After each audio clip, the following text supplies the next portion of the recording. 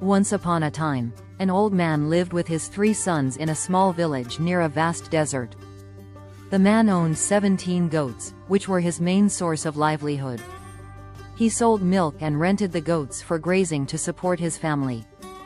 One day, the old man passed away, leaving behind a will detailing how his property, including the goats, should be divided among his sons. While the land and other possessions were evenly distributed, the goats were to be divided in a unique way. The eldest son was to receive half of the goats.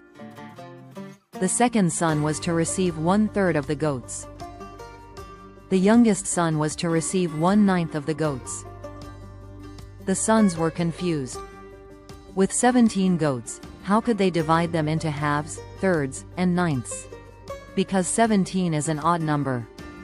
They discussed the matter for days, but couldn't figure out a fair solution without harming the goats. Finally, they decided to seek help from the village's wise man.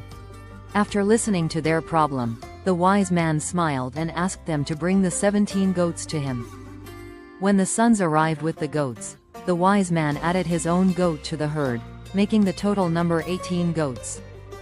He then began dividing the goats according to the will.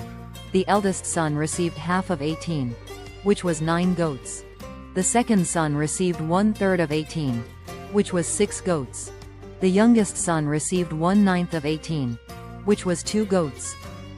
After the division, the total came to 9 plus 6 plus 2 equals 17 goats. The wise man then took back his own goat, leaving the brothers with their rightful shares. The sons were amazed by the wisdom of the solution.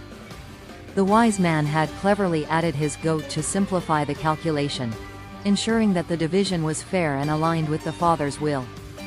Moral: this story reminds us that every problem has a solution, if we approach it with patience and the right mindset.